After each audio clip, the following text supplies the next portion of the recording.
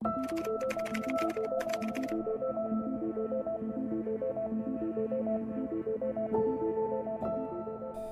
kota kecil di Italia mendadak heboh. Seorang gadis berusia 13 tahun menghilang secara misterius dalam perjalanan pulangnya. Tidak ada saksi mata, tidak ada jejak bukti. Yang tertinggal hanyalah rasa takut dan tanda tanya besar di tengah keluarga dan seluruh kota. Polisi dikerahkan, anjing pelacak diturunkan, serta ratusan warga ikut mencarinya. Tapi dia belum juga ditemukan. Di balik heningnya malam itu, tersimpan peristiwa yang bisa mengubah segalanya. Dan inilah dia.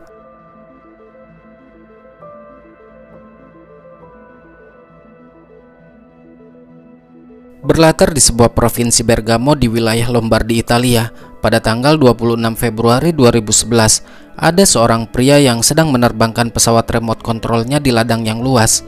Pesawat itu terbang tinggi, tapi karena mengalami masalah, si pemilik akhirnya menjatuhkannya di suatu tempat. Dia lantas menghampiri di mana pesawat itu jatuh.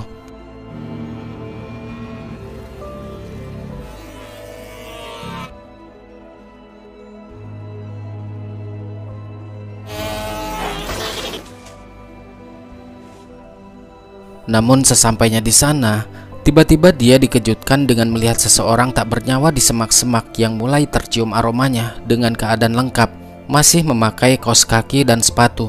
Pria tersebut segera menghubungi polisi. Para polisi yang berada di sana saat itu menduga bahwa korban tersebut diperkirakan sekitar 3 bulan lamanya. Seorang petugas bernama Garo memberitahu kepada atasannya yang merupakan seorang jaksa bernama Leticia bahwa si korban menggunakan legging, jaket berwarna hitam, dan sepatu sneaker. Leticia juga menduga korban tersebut merupakan seorang gadis yang sedang mereka selidiki kasusnya saat ini. Jaksa Leticia langsung mengkonfirmasi kepada pihak keluarga korban.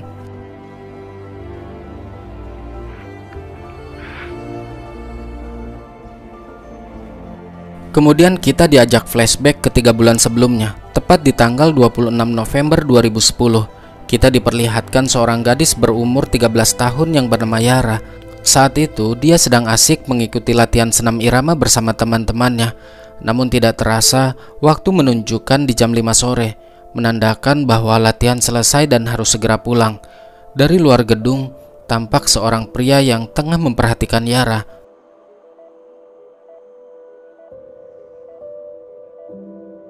Di keesokan harinya, Yara dan keluarga sedang menikmati sarapan bersama.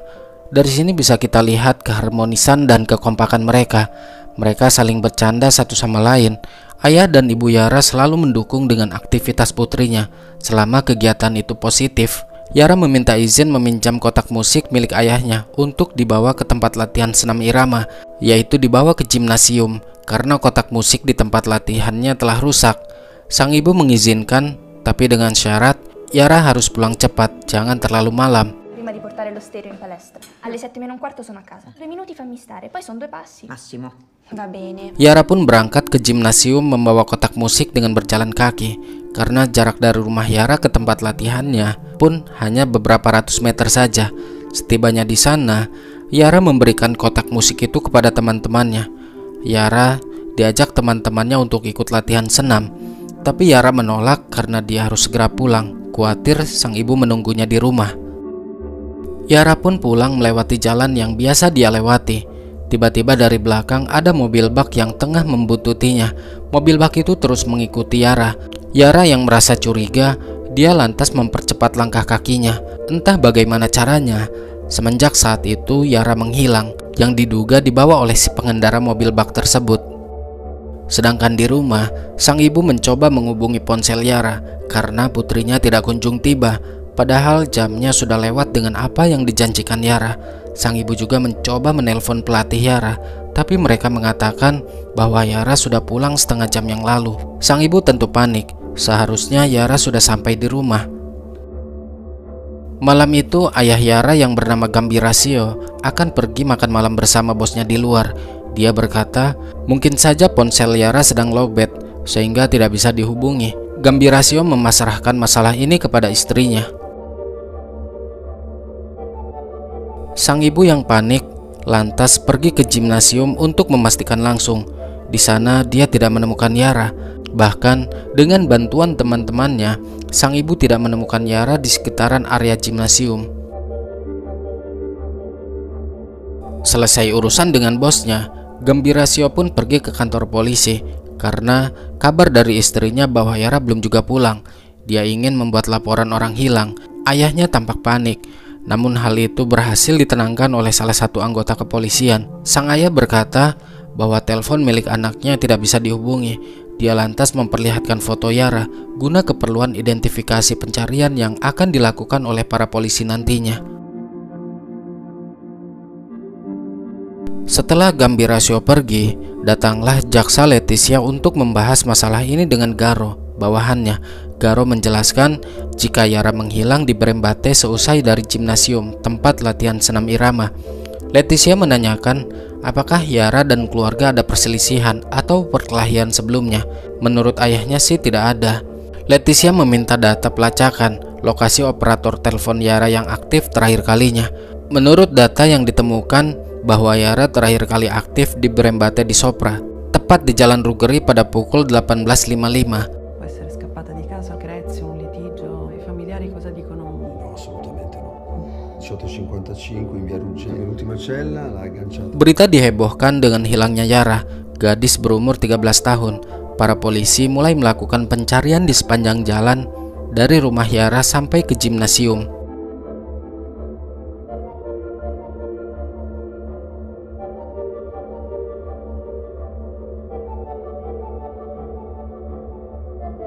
Penggeledahan pun dilakukan di rumah Yara untuk mencari barang-barang pendukung. Keba, yang merupakan saudari Yara, menyerahkan buku harian kesayangan Yara kepada polisi. 2 hari kemudian telah berlalu, pencarian belum membuahkan hasil. Garo melaporkan sekitar jam 18.30, tepat hari Jumat, Yara pergi dari gimnasium menuju ke rumahnya, sedangkan jarak dari rumah ke tempat latihan sekitar 700 meter. Tapi sayangnya tidak ada saksi mata yang melihat Yara. Dari informasi yang didapat, Yara tidak ikut berlatih melainkan mengantarkan kotak musik lalu pergi. Seluruh unit investigasi mencarinya di sekitaran Brembate. Mereka juga belum bisa mengeluarkan anjing pelacak karena harus didatangkan dari luar kota. Jadi butuh beberapa hari untuk bisa tiba. Di sini mereka menduga atas hilangnya Yara. Yara tidak mungkin kabur dari rumah karena semua orang yang kenal mengatakan bahwa Yara adalah seorang gadis yang pendiam. Hubungan dengan keluarganya pun baik-baik saja, jadi tidak ada alasan untuk melakukan itu. Diculik pun Garo berpendapat kecil kemungkinan, karena keluarganya bukanlah dari keluarga yang kaya raya. Diketahui ayah Yara bekerja di bagian penyurvei di bidang teknik sistem, dan menurutnya dia tidak memiliki musuh. Jadi jika motifnya adalah balas dendam, rasanya tidak mungkin. Tapi entahlah, kalau ada seseorang yang merasa dirugikan terkait lokasi pembangunan yang sedang dikerjakan oleh Gambirasio.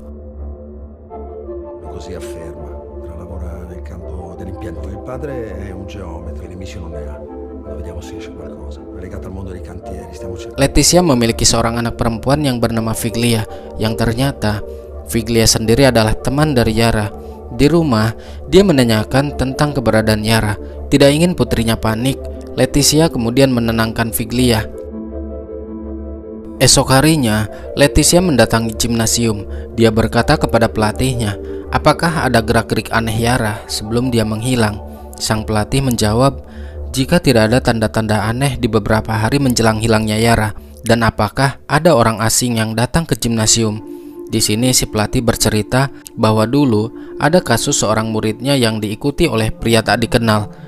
Dan semenjak itulah mereka membuat aturan, yang mana aturan itu tidak memperbolehkan adanya laki-laki dewasa masuk ke gimnasium, apalagi ke ruangan ganti.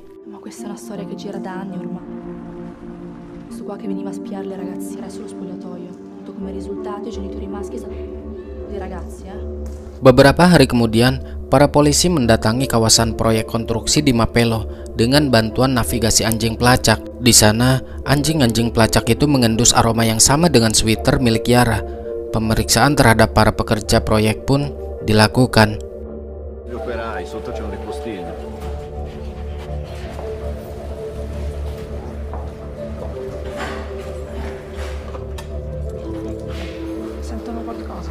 Malam Natal pun telah tiba. Sang ibu masih belum percaya jika putrinya telah hilang. Mereka benar-benar terpukul karena kali ini merayakan Natal tanpa kehadiran Yara. Di keesokan harinya, seorang polisi senior yang biasa memecahkan kasus-kasus kriminal bernama Kolonel Vitale datang menghampiri Leticia. Dia diutus untuk membantunya. Di sana Leticia menceritakan apa yang telah terjadi dan mereka menganalisis buku harian milik Yara.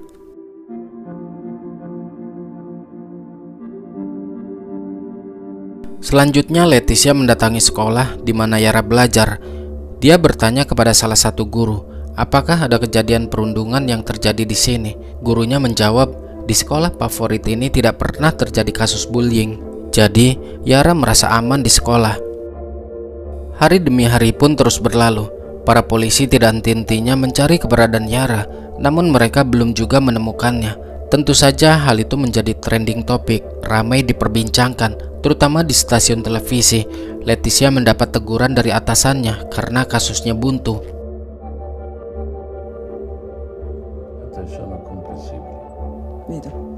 Ia mendatangi rumah keluarga Yara untuk berbicara langsung dengan mereka.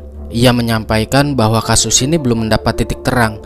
Leticia bertanya, apakah Yara mempunyai masalah dengan mereka? Tentu saja pertanyaan itu membuat sang ayah tersinggung. Pasalnya, mereka sangat menyayangi putrinya. Leticia pun menaiki motor meninggalkan rumah Yara menuju kantor. Namun di pertengahan jalan, dirinya dihubungi oleh Garo. Garo berkata bahwa pihak kepolisian baru saja berhasil menyadap salah satu pekerja konstruksi di Mapelo. Para polisi curiga dengan seorang pekerja yang bernama Muhammad Fikri. Kenapa para polisi curiga? Karena penerjemahnya bilang Fikri sempat mengucapkan kata-kata dalam bahasa Arab yang artinya, "Forgive me, God, I didn't kill her." Ya Tuhan, ampunilah aku tidak membunuhnya. Pernyataan ini terekam dalam penyadapan telepon ketika dia hendak kabur dengan kapal menuju Maroko dan dianggap mencurigakan oleh pihak berwenang. Kata-katanya mengandung kontradiksi. Polisi ya curiga, kenapa meminta ampun jika memang dia tidak bersalah. Mohamed Fikri del cantiere Mappello, accettato uno degli operai. Fikri ha detto testuale. Io e poi è scoppiato a piangere. Mi perdoni, non l'ho ucciso. Atas dasar hal itulah, jaksa Leticia memerintahkan untuk menangkap Fikri. Subito. Arrivederci. Sulla motonave Berkane. Abbiamo controllato, risulta imbarcato Fikri Mohamed. Prima che esca dalle acque territoriali. Fikri yang berada di sebuah kapal pun dikejar dan berhasil ditangkap oleh pihak kepolisian. Setelah berhasil ditangkap, Fikri diinterogasi. Fikri sendiri bingung dengan apa yang dia ucapkan. Leticia memberikan catatan rekaman yang berhasil mereka sadap tentang ucapan Fikri sebelum berangkat ke Maroko, yang isinya, "Ya Tuhan, ampunilah aku tidak membunuhnya." Fikri yang tidak merasa tentu membantah tuduhan tersebut. Dia menegaskan jika mereka salah dalam menerjemahkan ucapannya. Ucapan itu dia tujukan untuk pacarnya yang baru saja putus. Dia hanya bilang, "Ya Tuhan, semoga dia menjawab teleponku." Itulah yang sebenarnya dia ucapkan. Guardi, ecco qui. Perdonami, non l'ho uccisa io. Io dicevo alla mia È ragazza, la traduzione giusta. Dio falla rispondere. Kalau memang kamu tidak salah, kenapa kamu kabur dengan terencana setelah Yara menghilang? Dan secara kebetulan kan, Fikri ini bekerja di dekat lokasi tempat Yara hilang. Fikri menjawab alasan dia pulang ke Maroko karena ingin bertemu dengan keluarganya, mengingat sudah 2 tahun dia tidak pulang. Lagi pula dia merencanakan pulang dan membeli tiket jauh sebelum Yara dinyatakan menghilang. 2 anni che non tornavo al mio paese, a vedere la mia famiglia. Io da un anno che volevo... Abbiamo cronometrato. Dal maggio. Controlla. Io ho testimoni. Niente. Ti agitare, Fikri. Tidak puas dengan jawaban dari Fikri, esoknya Leticia meminta bantuan rekannya untuk memeriksa ulang transkrip rekaman itu. Dia ingin mengevaluasi kembali sebelum menetapkan Fikri sebagai tersangka. Dia juga menyewa 8 orang penerjemah yang benar-benar mengerti dalam bahasa Arab.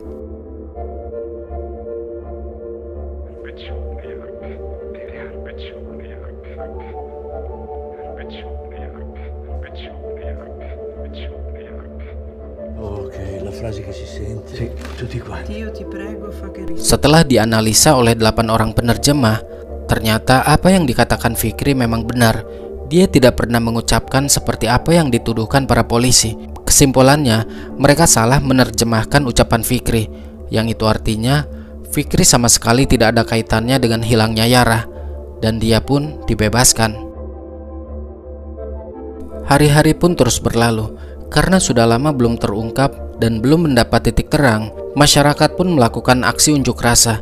Mereka tidak puas dengan kinerja jaksa Leticia. Mereka juga meminta Leticia digantikan dengan seorang jaksa yang lebih handal. Leticia terus mendapatkan tekanan, baik dari masyarakat maupun dari atasannya. Atasannya mengutarakan isi hatinya, bahwa dia sangat kecewa dengan kinerja Leticia. Tentu saja ucapan itu dia bantah. Pasalnya, Leticia selama ini tidak tinggal diam. Dia terus berusaha melakukan pencarian terhadap Yara maupun si pelaku. Leticia berkata, lebih baik salah saat penyelidikan daripada mengirim orang yang tidak bersalah ke pengadilan, apalagi jika sampai divonis dengan hukuman. Cosa vuole che le dica, dottoressa? Tanto deluso, mentre sono deluso. Magari veniva anche condannato, uno che non c'entrava niente. Peggio mandare a processo uno che... Pada suatu hari, saat Leticia pulang dari kantornya, dia dibayang-bayangi oleh penampakan Yara. Dia merasa bersalah karena belum juga menemukannya. Padahal, dia sendiri mempunyai putri yang seumuran dengan Yara. Dengan kejadian itu, Leticia kembali bersemangat untuk mengusut masalah ini.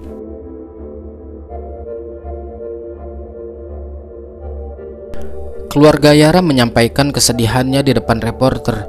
Mereka berpesan kepada si pelaku agar mengembalikan Yara dalam keadaan selamat. Seluruh warga di penjuru kota menggelar doa bersama.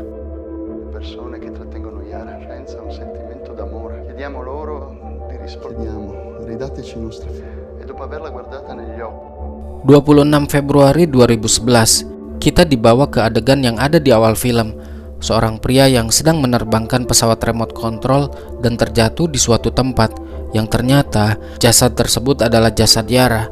Dia meninggal dalam keadaan masih memakai kaos kaki, sepatu dan celana legging. Leticia mendatangi TKP disusul ayah Yara yang sangat terpukul. Dari sini mereka menyimpulkan bahwa kasus Yara adalah kasus penghilangan nyawa. Jaksa Leticia mulai menganalisa kembali tentang meninggalnya Yara karena di tubuhnya penuh dengan luka. Dengan segala temuan yang terbatas, Leticia mencoba mulai merangkai peristiwa yang telah terjadi.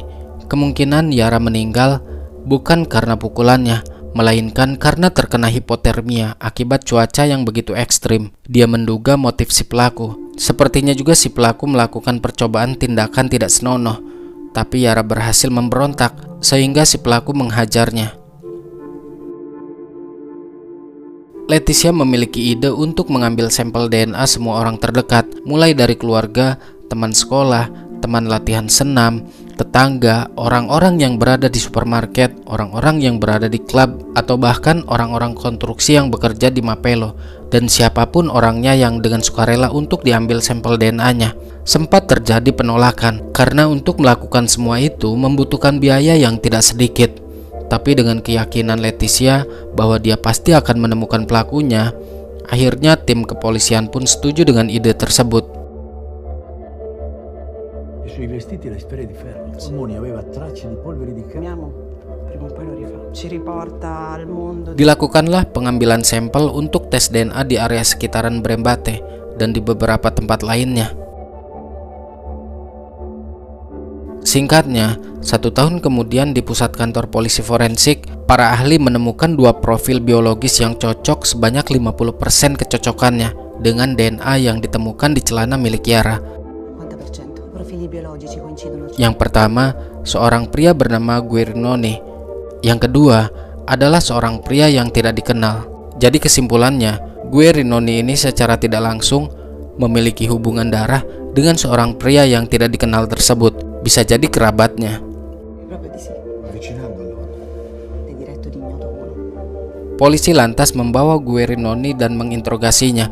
Di sana Guerinoni bersaksi bahwa dirinya sama sekali tidak kenal dengan Yara. Jadi para polisi tidak bisa menuduh orang begitu saja karena dia sering pergi ke klub.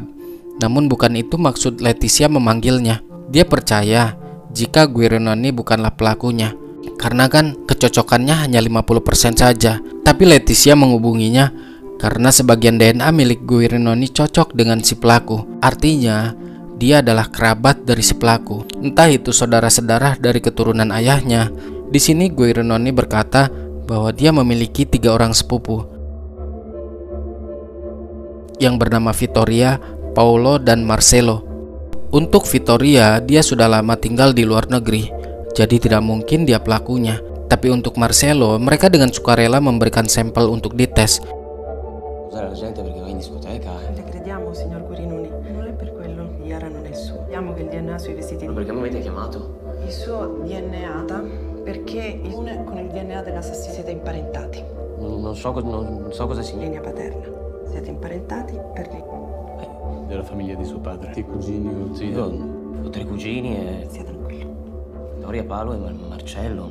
Guirinoni vive all'estero da anni, noi ci hanno dato i loro campioni spontanei, ma sia Paolo che Marcello Guirinoni, e questi sono i risultati. Io uno sono veramente tanti, intatto con il DNA di c'è compatibilità al 100%. Dan setelah dites, hasilnya mereka berdua lebih mendekati dengan DNA milik si pelaku atau Unknown 1, tapi tidak mencapai 100%. Mereka hanya mendekati saja, jadi terbantahkan jika mereka adalah pelakunya. Para ahli berpendapat bisa jadi ayah mereka yang bernama Giuseppe kemungkinan adalah ayah dari si pelaku juga. Ini membuat mereka semakin sulit karena dari ketiga orang ini tidak ada yang cocok 100%, kecuali ada saudara keempat yang lahir di luar nikah. Dan untuk memastikan benar adanya, mereka membutuhkan sampel DNA langsung dari Giuseppe yang sudah meninggal 15 tahun yang lalu. Essere anche il padre di Ignoto 1. Essere il padre dell'assassino. Potrebbe essere. L'assassino non c'è. Esatto. A meno che Brava, questo ovviamente non ci aiuta.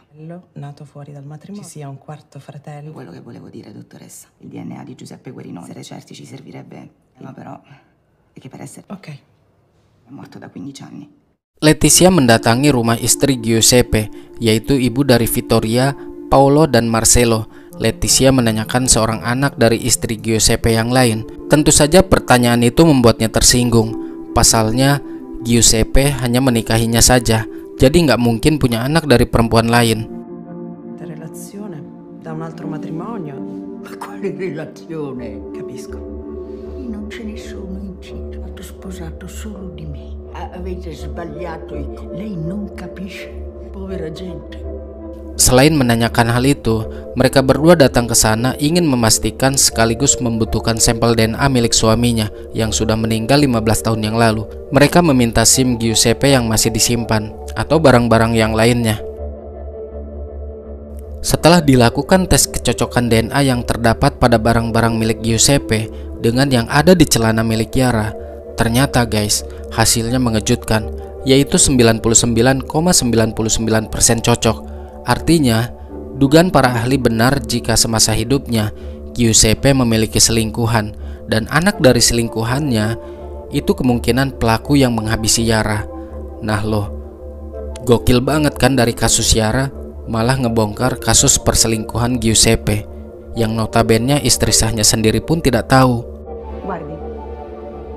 Volevo dirle. Centro. Guirinoni è il padre di Ignoto 1.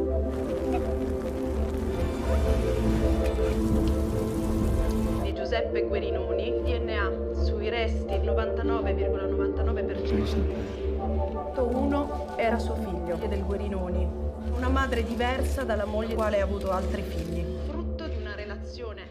Queste risultanze quindi lui ha fatto per anni l'autista di adesso per trovare Ignoto 1 dovrete. Dan tugas mereka selanjutnya yaitu mencari dan menemukan selingkuhan Giuseppe atau ibu dari si pelaku, karena diketahui Giuseppe bekerja sebagai supir bus di dalam dan di sekitaran kota Bergamo.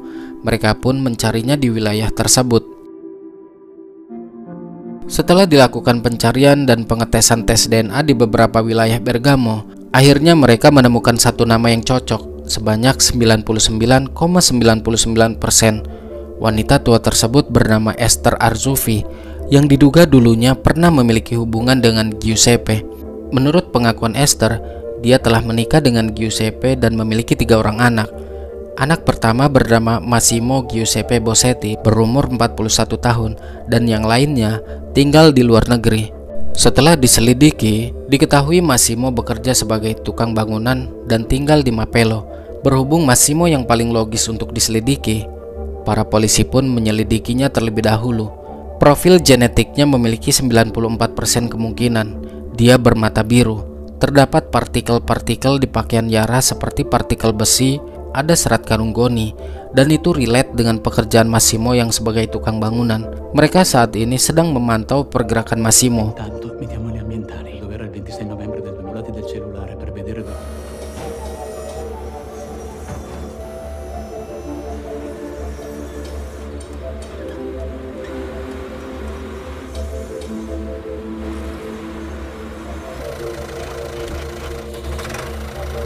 Beberapa hari kemudian, Garo melaporkan hasil penemuannya kepada Leticia.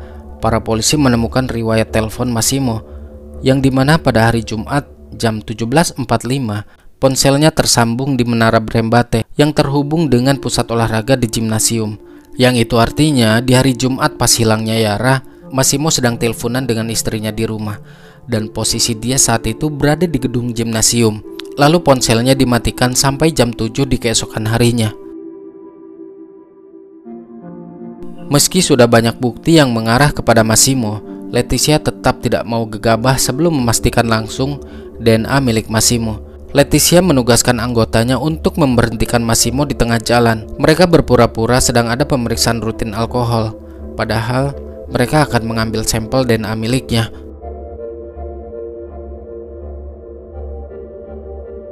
Dan apa yang terjadi? Hasil tes DNA pun sudah keluar. Massimo Giuseppe Bossetti 100% cocok dengan DNA yang ada di celana Yara. Leticia meminta dibuatkan surat penangkapan langsung untuk menangkap Massimo sebelum para wartawan tiba. 3 minggu sebelum kasus Yara ditutup, Massimo berhasil ditangkap di tempat kerjanya.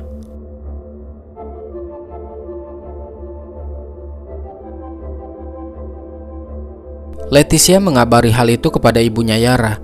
Sontak sang ibu terkejut saat mengetahui yang menghabisi putrinya adalah orang yang bekerja di tempat yang sama dengan suaminya, yaitu di Mapello. Leticia belum mendapatkan jawaban yang pasti tentang motif Massimo melakukan hal keji itu kepada Yara. Pada bulan Juli tahun 2015, tepat 4 tahun 7 bulan setelah hilangnya Yara, sidang pun dilakukan. Pengadilan dipimpin langsung oleh Hakim Bartoja. Di dalam persidangan, Leticia membeberkan semua bukti-bukti yang telah ia kumpulkan selama ini, dan dia menuntut Massimo untuk dihukum seumur hidup. Namun Massimo selalu menyangkal tuduhan itu. Setelah melalui proses persidangan yang begitu rumit dan penuh dengan drama selama kurang lebih 1 tahun, kini di tanggal 1 Juli 2016, Hakim memutuskan bahwa Massimo dinyatakan bersalah dan divonis dengan hukuman penjara seumur hidup. La Corte. Oggi 1 luglio 2006. La Corte d'Assise di Bergamo del Codice di Procedura Penale 535 articoli 533 Bossetti Massimo e lo condanna alla pena dell'ergastolo.